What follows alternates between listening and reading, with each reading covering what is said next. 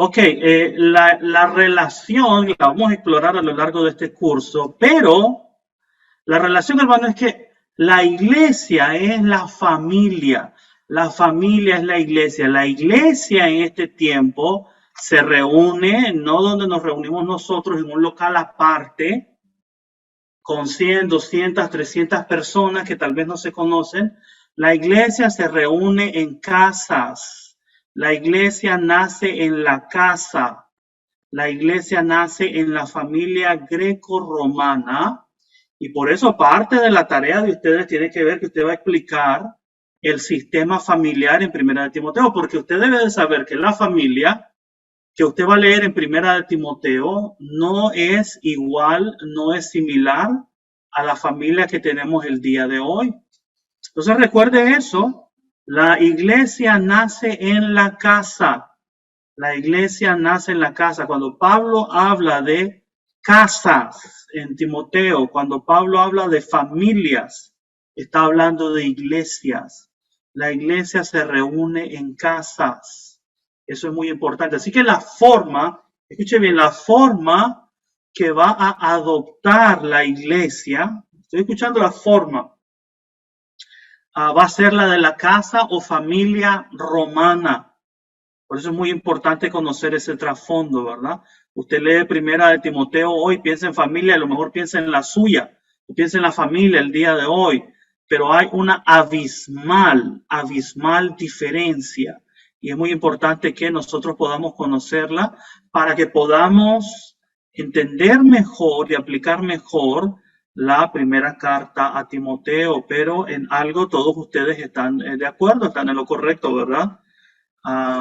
Si la iglesia es la casa, la familia, la, la salud de la iglesia va a estar determinada por la salud de la familia. O sea que familias estables van a producir iglesias como estables, familias fuertes van a producir iglesias fuertes.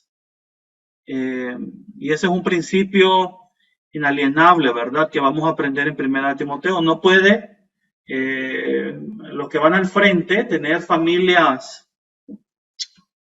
Todos de algún momento tenemos familias disfuncionales hasta cierto punto, ¿verdad? Pero si la familia es disfuncional, la iglesia lo va a hacer. Ok, recuerde, hoy, por lo menos que se quede esto con usted, el origen de la iglesia es la casa. Cuando los hermanos se reúnen en casa. Entonces, ¿quién va a ser el anciano o el pastor de esa iglesia? El patriarca de la casa. El jefe de familia, excelente, el jefe de familia. El jefe de familia va a ser el anciano, el pastor de esa iglesia porque es su familia. Es muy importante, ¿verdad? Por ejemplo, una diferencia que se me viene a la mente ahorita mismo es de que en la antigüedad, cuando usted lee Primera a Timoteo, la sociedad es bastante vertical. Se viene de arriba hacia abajo. Por ejemplo, venga conmigo a ver. Venga conmigo a Tito, Tito capítulo 2. Mire lo que dice Tito capítulo 2. Esto es uno de los famosos códigos domésticos. Ok, aquí vamos a encontrar códigos domésticos. Códigos domésticos en el Nuevo Testamento es un término para referirnos en las cartas a mandatos que hay para la familia. Cuando usted lee en las cartas de Pablo que dice, y esto mando a los padres, a los esposos, a las esposas, a las madres, a los hijos, esos son códigos domésticos, ok, son fórmulas escritas para comunicar principios, virtudes, mandamientos a la familia de entonces. Aquí en Tito capítulo 2 hay un código doméstico. Yo quiero que usted note la estructura vertical, ¿ok? Estructura vertical. Verso 2 de Tito 2 dice que los ancianos, en primer lugar los ancianos. Verso 3, las ancianas, ¿lo notan? Verso 4, mujeres jóvenes. Al final del verso 4, hijos. al final del verso 6, jóvenes, allá al final, en el verso 9, los esclavos y los amos. Porque en este tiempo, parte de la familia son los esclavos. Usted no tiene esclavo hoy en su casa, ¿verdad? Yo espero que no tenga esclavo ni esclava en su casa hoy. Si no va a tener problemas con las autoridades, ¿verdad? Tráfico de personas es penado por las autoridades, ¿verdad? Entonces nadie tiene esclavo hoy, por lo menos ninguno de los que estamos acá, ¿verdad? De repente uno que otro tiene. Y los esclavos son parte de la familia, de tal manera que cuando, por eso en el método de evangelismo de los primeros creyentes era ir a una casa y ganar al padre de familia. ¿Por qué? Porque si usted gana al padre de familia, automáticamente todos en esa casa van a adoptar la religión del padre de familia. Los dioses del padre de la familia van a ser los dioses de la esposa, los dioses de los hijos, los dioses de los esclavos van a ser a los dioses del padre de familia. Y si el Dios del padre de familia es Jesucristo, pues el Dios de todos en esa casa, incluyendo los esclavos, va a ser Jesucristo. Pero si usted se ganaba nada más a la esposa o al hijo, no se ganaba toda la casa todavía, ¿me explico? Entonces, esa es una muy importante diferencia que hay que tener en cuenta con el día de hoy. Muy bien, bueno, eso es solo para ir calentando motores, hermano, ¿verdad? Vamos a hablar más, pero ustedes tienen tarea muy importante, ¿ok? El trabajo más importante, más significativo, de mayor peso en este curso, lo van a hacer ustedes, hermano. Yo estoy simplemente para facilitar y dirigirlos, pero ustedes son los que van a hacer el trabajo pesado. Me gusta cuando es así, ¿verdad? Ya se ríe Joshua ya ha estado conmigo, ¿verdad? Ya me ha escuchado que lo mismo le digo a los estudiantes y ya Joshua sabe que voy en serio, ¿verdad? Ustedes son los que hacen el trabajo pesado porque ustedes son los que están en este proceso de aprendizaje, ¿verdad? Entonces, primera carta de Timoteo. Las pastorales son primera y segunda Timoteo y la carta a Tito. ¿Por qué se llaman cartas pastorales? ¿Quién les puso ese nombre? ¿Será que el hermano Montes le puso así al curso o cómo? ¿Por qué se llaman cartas pastorales? Probablemente por el contenido que poseen esos documentos, hermano, por los consejos, las advertencias y todo ello. Excelente, ok, ¿verdad? Porque pues por ahí tiene algo que ver con pastores, hermano Leonicio. Sí, eso era, hermano, por ser en las que se mencionan los pastores, pensé yo. Ok, muy bien, muy bien. Yo creo que sobre todo, ¿verdad? Es porque si usted lee bien las pastorales como las va a leer en este curso, porque si de este curso algo va a tomar, va a conocer el contenido de las cartas pastorales, ¿ok? Déjese de vaina, usted lo va a conocer, usted lo va a saber, usted puede, ¿ok? Y en el capítulo 3, por ejemplo, de Primera de Timoteo están los requisitos de los ancianos y las ancianas y los requisitos de los diáconos y las diáconas o diaconisas, ¿verdad? Ahora, aquí olvídese, ¿verdad? Aquí vamos a deconstruir las cosas que usted ha aprendido. Recuerde que parte del proceso de aprendizaje es el desaprender. Esa es la parte más dura, más incómoda, más difícil. Porque en 1 Timoteo, en la casa antigua de donde viene la iglesia, no solamente hay ancianos, hay ancianas. ¿Okay? No solamente hay diáconos, hay diaconisas también, ¿verdad? Como puestos de, si usted le quiere llamar autoridad, si usted le quiere llamar oficios en la iglesia, como le quiere llamar, ¿verdad? También lo hay. A ver, hermano Leonicio tiene la mano levantada.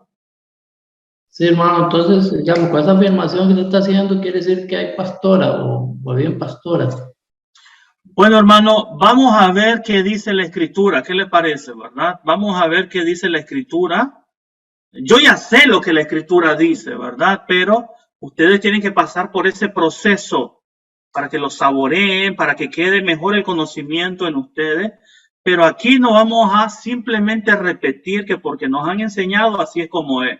Porque si no estamos perdiendo el tiempo, hermano, seamos sinceros, ¿verdad? Aquí no vamos a venir a repetir lo que pensamos que ya sabemos. Porque entonces yo le digo al hermano Montes, tengo otras cosas que hacer, ¿verdad? Aquí venimos a aprender lo que está de acuerdo, obviamente, a la escritura.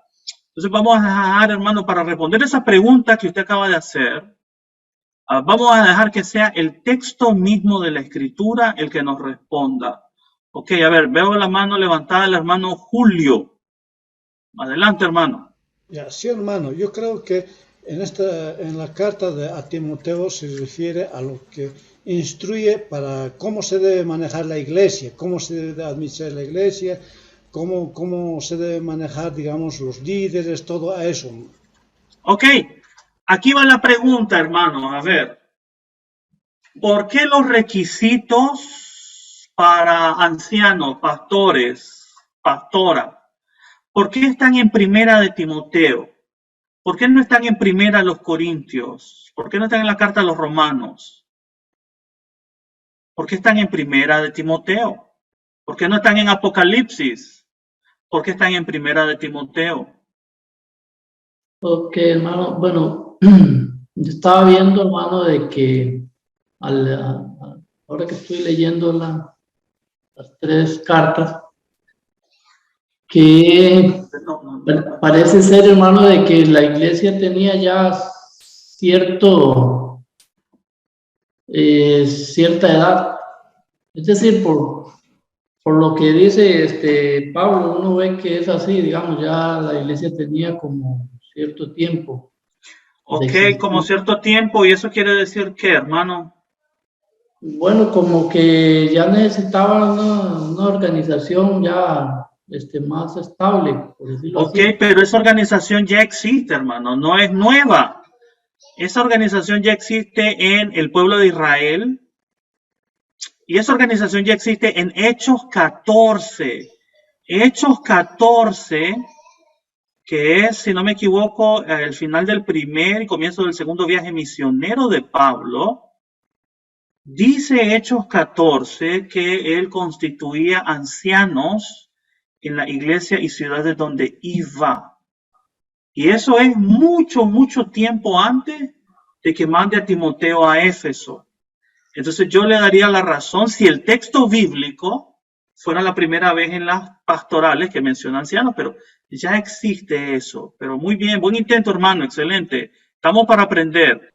Bueno, hermano, según entiendo yo, bueno, en 2 puntos. El primero es que el emisario del apóstol Pablo es Timoteo, su hijo querido en la fe, el amado. Y el segundo es que Éfeso tiene, según entiendo yo en la carta del Apocalipsis, ha tenido muchos problemas doctrinales, que hasta las personas en la anterioridad ya puestas estaban enseñando cosas erróneas. Entonces el apóstol lo manda a enderezar esas cuestiones y a poner personas adecuadas ante las comunidades.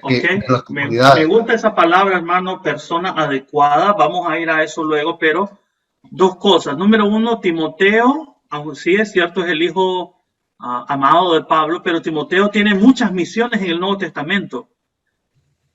Va a Corinto, va a Tesalónica, va a Macedonia.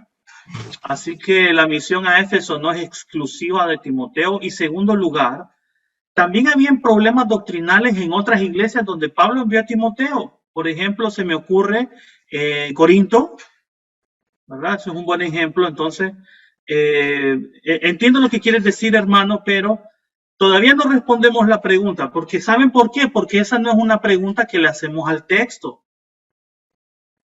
Nosotros estamos acostumbrados a escuchar lo que dicen desde el púlpito el domingo o otro día de reunión y ya lo aceptamos como que ya esa es ley divina, así es porque así es. Y entonces no le hacemos las preguntas más inteligentes al texto. Entonces usted siempre debe de preguntarse, hermano, cuando usted lea cualquier documento del Antiguo Testamento o del Nuevo. La primera pregunta para situarse en el contexto del documento es ¿por qué esto aparece aquí? ¿Por qué aparece aquí y no aparece en otro lugar? ¿Me estoy explicando, hermano? Esa pregunta usted la aplica a cualquier cosa que lea de la Biblia. Aquí la estamos aplicando a Primera de Timoteo. La pregunta es, bueno, pero ¿por qué Pablo escribe el capítulo 3 de Primera de Timoteo ahora aquí? ¿Por qué no lo escribió antes? ¿Por qué no lo escribió en otro lugar? Mi hermano Leonicio tiene la respuesta. Hermano Leonicio. Yo también estaba poniéndole cuidado al texto ahí, digamos, de que dice, si alguno aspira al cargo, seguro habían aspiraciones, o algunos deseaban ese cargo. Entonces, parece ser, digamos, que había tal vez consulta también de parte de Timoteo hacia Pablo con respecto a eso, porque si él dice, bueno, si alguno aspira, es buen cargo, pero es necesario que... Ok, muy bien, hermano, muy bien, excelente. Hermanos, vamos a ver, me voy a adelantar, ahí me disculpan ustedes, ¿verdad? Pero recuerden que todo documento del Nuevo Testamento es un documento situacional, circunstancial. Algún problema en específico existe en Éfeso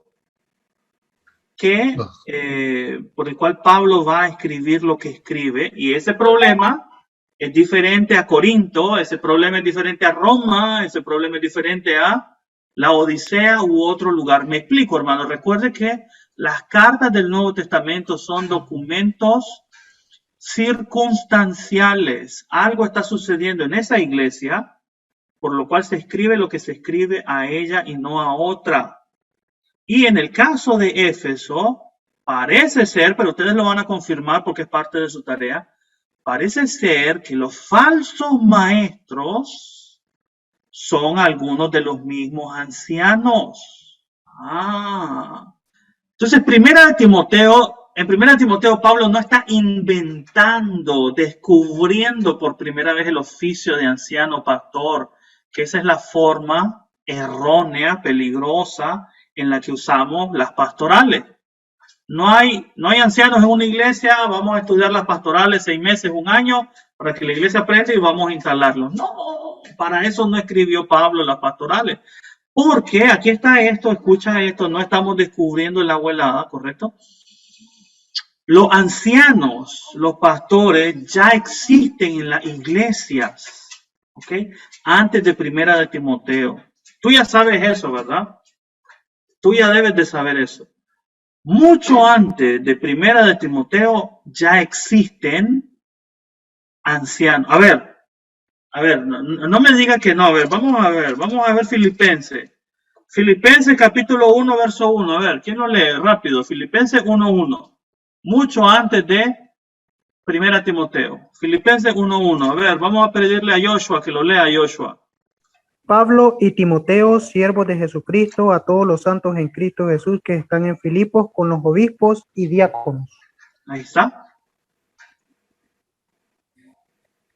Entonces, Primera de Timoteo no está inventando a los ancianos. A ver, ok, gracias Joshua. A ver, hermano Lamberto, léanos por favor Hechos 14:23.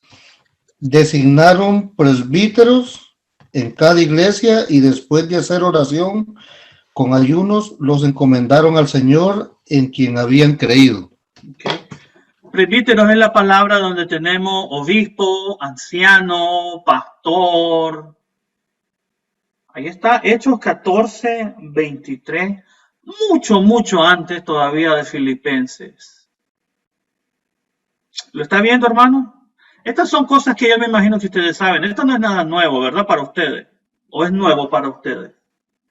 No es nuevo. Ya ustedes saben que antes de Primera de Timoteo ya existen en las iglesias ancianas. Ahora la pregunta que yo sé que ustedes están haciendo porque son muy inteligentes es, ok, ¿y cómo se instalaban ancianos y diáconos antes de Primera de Timoteo 3? Porque ahora pensamos que Primera de Timoteo 3 es como la lista de requisitos oficial bajada del cielo para que toda iglesia en todo lugar instale ancianos de esa manera. Si así fuera, entonces la pregunta es, bueno, y antes de Primera de Timoteo, ¿cómo elegían las iglesias ancianos? ¿Qué requisitos tenían?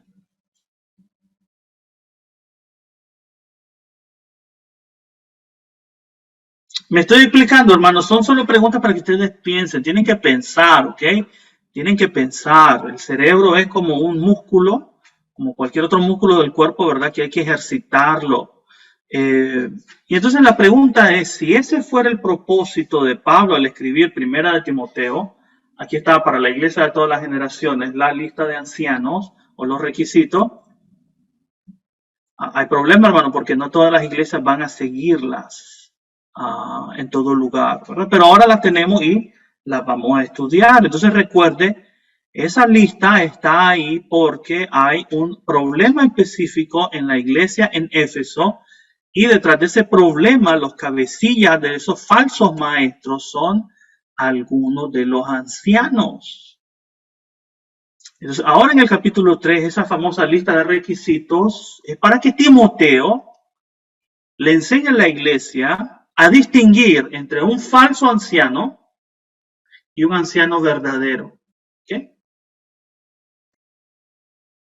Para diferenciar entre un anciano que está enseñando falsa enseñanza y un anciano que enseña lo correcto según Pablo. ¿Ok, hermanos?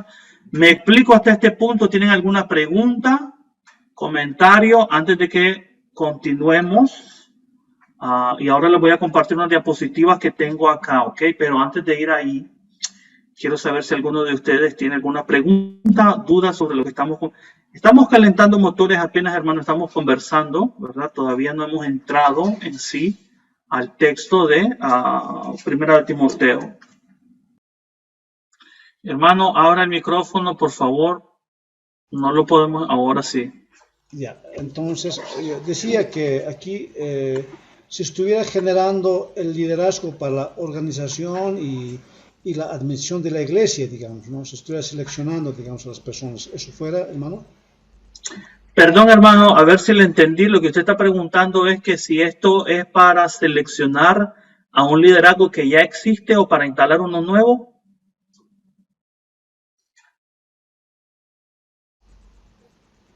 No, decía que esto sería, digamos, para que se genere un nuevo liderazgo, para que se organice la iglesia, para que se administre bien. Ok, sí y no. Es para que la iglesia se administre bien, pero no es para un nuevo liderazgo, es para regular el liderazgo que ya existe. ¿Sabe cómo sería esto, hermano? Es como para separar el trigo y la cizaña, por así decirlo, ¿ok? Hermano Lamberto.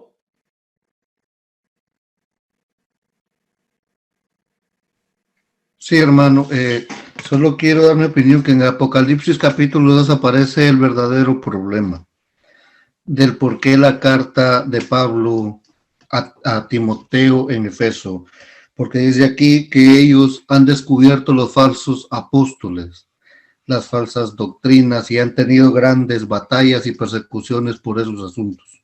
Nada. Ok, hermano, excelente. Usted me está diciendo que Apocalipsis, que fue escrito décadas después de Primera de Timoteo, da la respuesta de por qué Pablo envía la primera carta a Timoteo.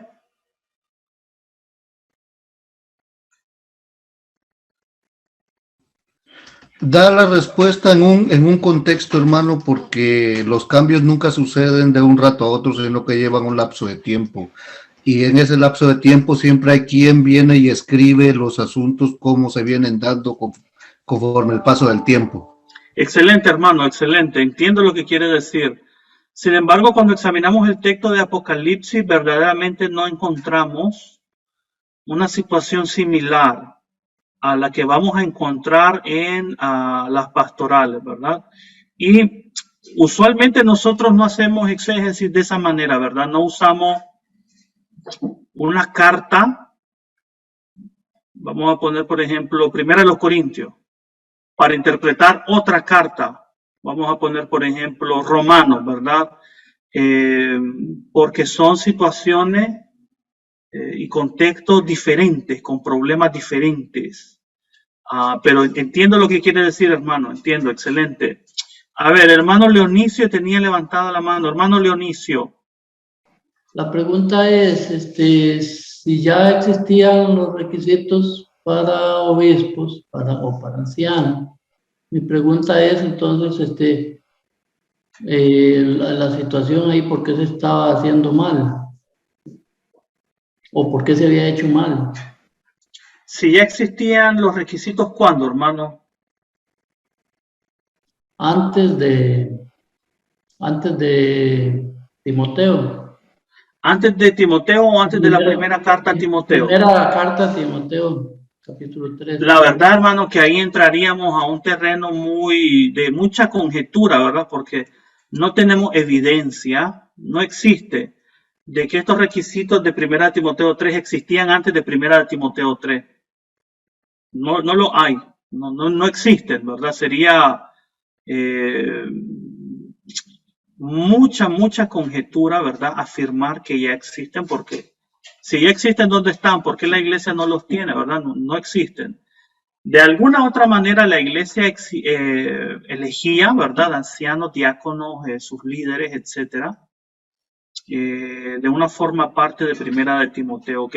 Lo que yo quiero decir es que cuando Pablo escribe primera de Timoteo, no es el propósito de Pablo que estos requisitos se conviertan en una regla universal para toda la iglesia en todos los tiempos, en todo lugar, ¿ok? Ahora, la pregunta que tenemos que responder entonces, ¿qué significan? Y usted me está preguntando, hermano, ¿qué se está haciendo mal en Éfeso? Ahí está la tarea que ustedes van a hacer. Entonces se va a reconstruir cuál era la problemática de la iglesia en Éfeso y nos va a decir precisamente cuál es esa función de esta carta en ese contexto. Muy buena pregunta, hermano. A ver, veo que tiene la mano levantada el hermano Joshua y la hermana María Sandino. Entonces, si van directo al grano, Joshua y después hermana María. Sí, hermano, solo quizás no me adelanto a la temática, pero me gustaría saber simplemente, entiendo el punto de la primera carta a Timoteo con respecto a los requisitos que tienen el fin regular, en este caso el actuar de los ancianos en este caso. ¿Y qué pasa con la lista bastante similar que nos encontramos en Tito? Es otra circunstancia muy diferente que debemos de verla desde otra perspectiva también. Fíjate que esa es una buena pregunta, ¿verdad? Seguramente hay alguna problemática similar, pero si te fijas, como un buen estudiante de la Biblia, cuidadoso y detallado, si tú agarras las listas una por una y pones en paralelo la de primera de Timoteo 3 y pones en paralelo la de Tito, vas a ver que no son iguales, no son idénticas, no es una copia la una de la otra. Otra vez, eso señala el carácter circunstancial del documento, porque si se pretendiera que la una fuera una regla general para la otra, mi pregunta sería, bueno, ¿y por qué Pablo no cortó, copió y pegó la que ya tenía en primera de Timoteo para Tito? Y asunto resuelto, ¿no? Pero no hace eso, ¿verdad? Porque la situación no es la misma, aunque se pudiera parecer. Muy buen punto, hermano Joshua. Hermana María.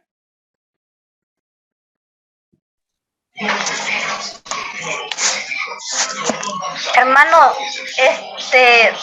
bueno, aquí el apóstol Pablo recomienda al joven Timoteo de que tenga cuidado porque ya habían llegado las falsas doctrinas, las corrientes filosóficas, que no se deje llevar, que no se deje arrastrar por falsas doctrinas. Pero aparentemente también había problema disciplinario, porque habla en cuanto a los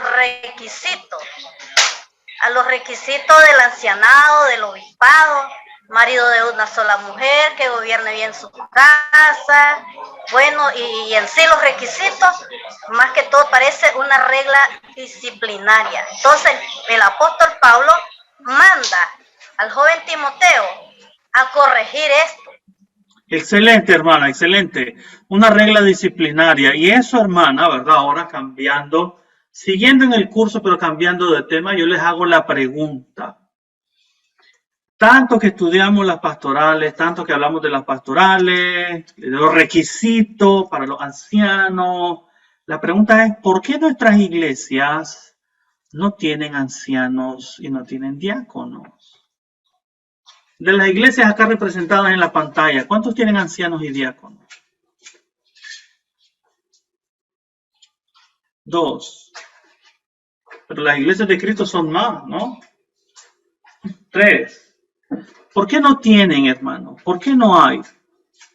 ¿Qué pasa? Algo debe de estar sucediendo, ¿no? Si son tan importantes estos requisitos, si son tan fundamentales para la iglesia, ¿verdad? ¿Por qué no hay, pues? ¿Por qué se tarda tanto tiempo? Conozco iglesias de décadas, ¿verdad? Que no tienen ancianos, no tienen diáconos, hermano. ¿Por qué piensan ustedes que no tenemos en Latinoamérica tantas iglesias con ancianos y diáconos? A ver, la hermana Yara nos va a dar la respuesta. Hermana Yara. Hermano, la respuesta es simple. Las responsabilidades que llevan los ancianos y los diáconos, como decía la hermana María, son además de ser requisitos, son elementos disciplinarios y la mayoría de hermanos no los cumplen a cabalidad. Okay, entonces, por eso no ejercen esa tarea. Ok. ¿Y qué será, hermana, si esa fuera, digamos, la postura, ¿verdad? ¿Cómo explicamos que hay otros países donde prácticamente todas las iglesias tienen sus ancianos y sus diáconos? ¿Será que ellos son más disciplinados que nosotros? ¿Serán ellos más santos? ¿Serán más devotos ellos que nosotros? Ay, les gustó la pregunta, ¿verdad? Muy bien. A ver, hermano Lamberto, dejen las manos levantadas para poder ver a quiénes van a participar. Sí, hermano. En la aldea La Reforma, de donde yo soy, no tienen definitivamente ancianos porque ninguno llena los requisitos. Siempre hay un asunto, pero sí hay reuniones extraordinarias y ordinarias de varones, que ahí se deciden los asuntos. Ok, esas reuniones de varones son de las más peligrosas y destructivas, hermano. Para la iglesia son lo peor, hermano, son lo peor. Porque hemos asumido simplemente que liderazgo espiritual equivale, en la iglesia de Cristo esto es lo que hemos asumido, ¿ok? El liderazgo espiritual es sinónimo de la anatomía masculina. Anatomía masculina equivale a liderazgo. Y decimos, es bíblico, así Dios lo mandó. No, 100,000 veces no. ¿Verdad? Pero es lo que hemos asumido, ¿verdad? O sea, como eres varón, ya está, ya Dios te dotó para ser líder. Pero no, hermano, no. ¿Qué es lo que hay? Si no hay ancianos, aquí está la pregunta, ok. Si no hay ancianos en la iglesia, ¿está esa iglesia organizada como el Nuevo Testamento manda? Esa es mejor, ¿verdad? Esa pregunta es mejor. Uy, porque si usted me dice que no, yo le voy a preguntar, bueno, y entonces esa iglesia suya, ¿qué hacen entonces, verdad? Y si usted me dice que sí, perfecto, ¿verdad? Entonces, a ver, hermano, no me acuerdo el orden, ¿verdad? Pero aquí van, a ver, ya habló hermano Lamberto, hermano Carlos. Sí, hermano, acerca de la pregunta que brindaba del por qué no hay ancianos en la mayoría de las iglesias de Cristo, y lo hablo por experiencia en cuanto aquí en el sector de Guatemala, es porque a ley queremos que lo que se menciona en el capítulo 3 se observe, o mejor dicho, se pueda identificar en la persona. Y en congregaciones donde sí lo hay, es porque sencillamente han entendido, han llegado a la comprensión el propósito de la carta, hermano. Piense. Excelente, hermano, excelente. Mire, si usted me analiza bajo esta lupa, a cualquier persona, hermano, jamás va a tener ancianos y diáconos. Jamás va a tener ancianos. Entonces hemos convertido el propósito de esta lista en otra cosa que no es su propósito original. Y entonces lo que nosotros hemos tenido en las iglesias ha sido lo que nosotros tenemos el propósito en las iglesias ha sido, ¿verdad? ¿Cuál es el sistema que tenemos en las iglesias en Latinoamérica? A ver. No tenemos ancianos y diáconos, pero ¿qué tenemos? Hermana Raquel.